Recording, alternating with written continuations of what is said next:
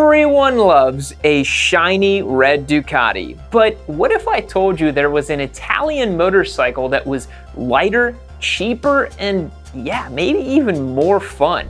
Meet the 2025 Aprilia RS660 factory. $14,000 brand new, 105 horsepower, full electronic suite, Brembo brakes, a 403-pound curb weight, Öhlins suspension, and yes, winglets. That's about $5,000 less than the Ducati, but it still has a spicy exhaust note.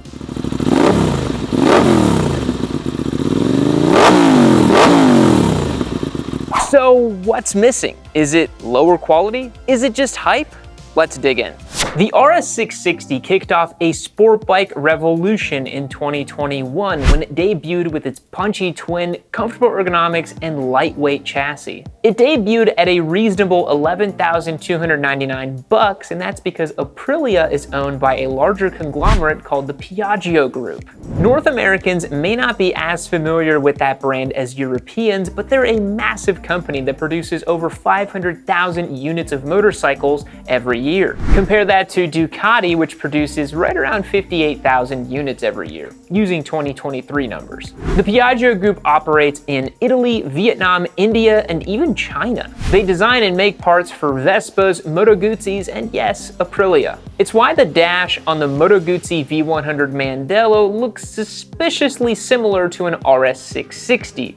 Same parts bin, same family. This makes the RS660 more similar to a Japanese motorcycle, sharing parts and components not just across the model range, but from other product lines too. This doesn't mean that the motorcycle behind me is a lower quality than a Ducati, it just means it isn't as bespoke. More factories, cheaper labor, and shared parts. It's how you get something this good for $14,000. It's economies of scale, plain and simple. Let's compare that to the V2S. So here's the crazy part. Remember I said Ducati produces about 58,000 units per year? That's roughly 10 times less than the Piaggio Group. Yet, Ducati pulls in over €1 billion annually. That's half the revenue of the Piaggio Group with 1/10 the volume. That tells you one thing, that Ducati sells each of their units at a much higher average price point, and they kinda have to. Ducati designs, manufactures, and ships their motorcycles exclusively from Italy. And we're not gonna talk about the scramblers, because those are a little different.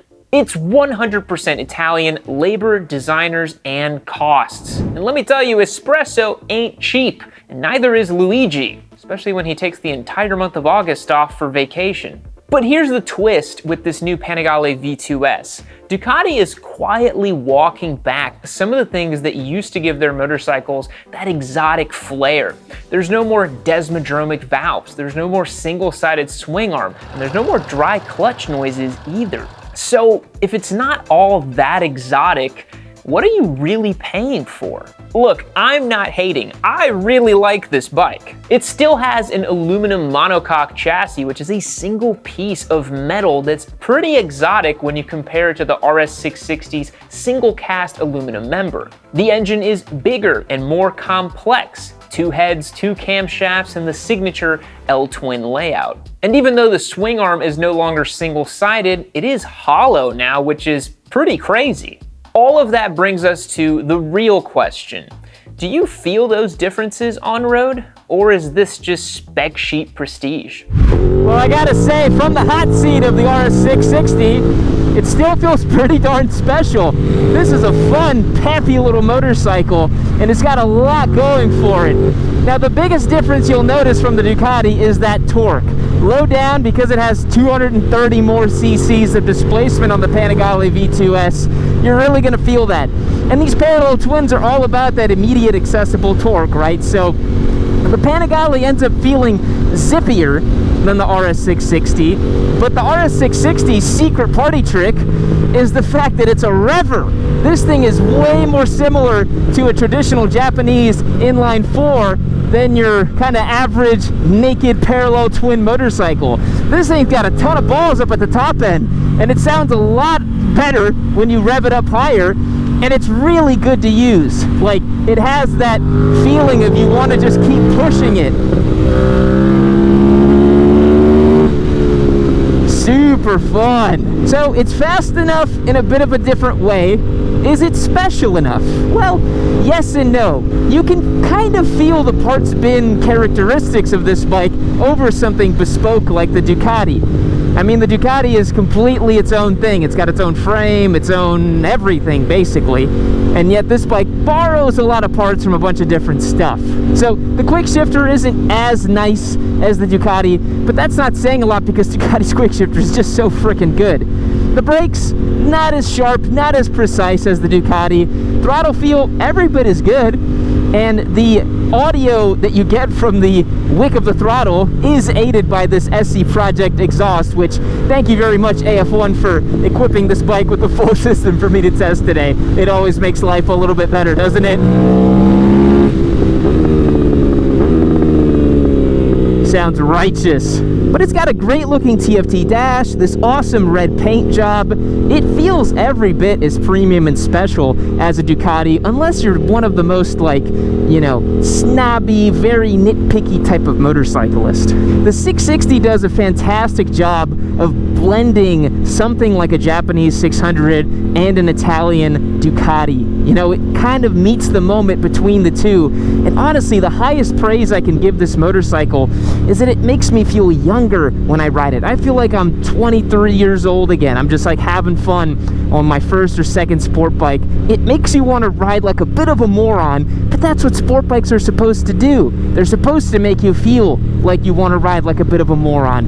And this bike gives you that emotion. It's not super easy to ride. You have to push this motorcycle a little bit to get the most out of it. You got to rev it out a little bit. You got to flick it over a little bit more. You got to add a little bit more input than the Ducati. It's not quite as easy to ride. And boy, I'll tell you, it sounds really good when you get it on the pipe. Check this out.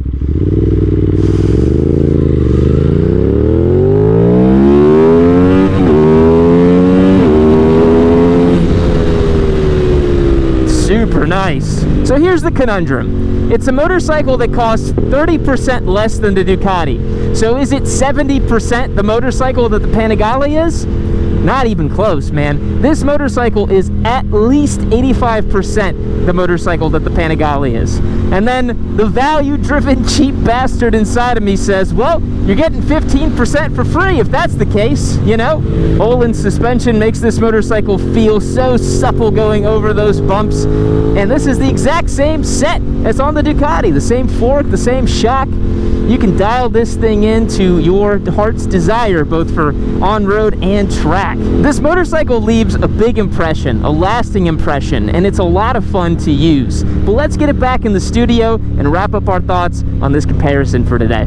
So is the Aprilia better than a Ducati? Well, I guess it depends on your definition of better. The Aprilia is substantially cheaper, yet it offers a very similar riding experience. Is the Panigale faster? Yes, it has more power, more torque, has a larger motor, and so it's pretty much faster everywhere. Is it meaningfully faster? Not really. And qualitatively, this bike feels really fun to rev out in a way that the Panigale just kinda doesn't. I think the Aprilia offers an exotic flair for an accessible price point.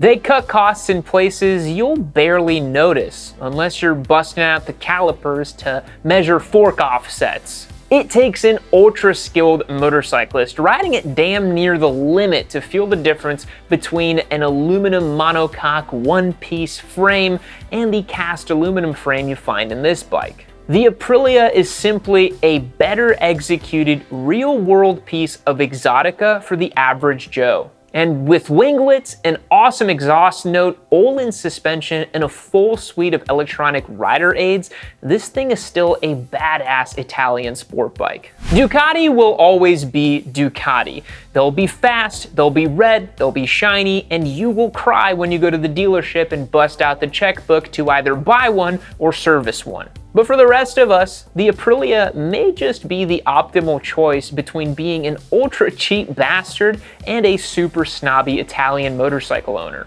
And hey, no matter which bike you choose, at least you won't have to cough up for Desmo service. Let me know what you think down below. Would you take the value-packed Aprilia, or are you holding out for that elusive Ducati badge? Drop a comment and let's argue about it. And of course, if you want to win a free Panigale V2S, the bike I featured in today's video is a giveaway on my website, yammynoob.co. That's linked down below. I've given away 66 motorcycles and I have no plans on stopping anytime soon. And if you enjoyed today's video, be sure to check out this one where I took the Panigale V2S through its paces on street and did a thorough evaluation on what that bike is like to ride. Big shout out to AF1 for letting me borrow this RS660. If you're in the Austin area, go and check them out for all your Euro bike needs. Thanks for watching. I'll catch you later.